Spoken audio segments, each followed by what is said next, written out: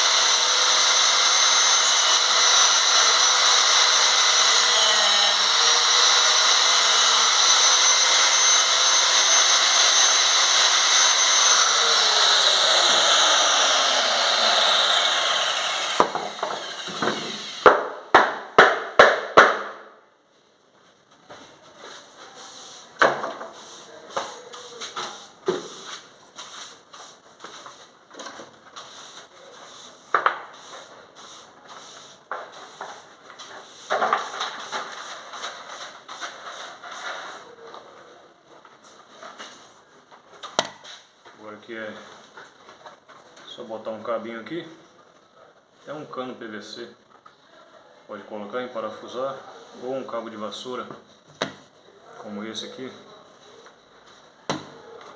ou qualquer outro cabo que seja do agrado, viu? Do jeito que quiser, ou deixa assim mesmo, já tá feita a pazinha aí, bom? Pra dar uma lixinha, aí vai da criatividade de cada um, mas a ideia tá aí.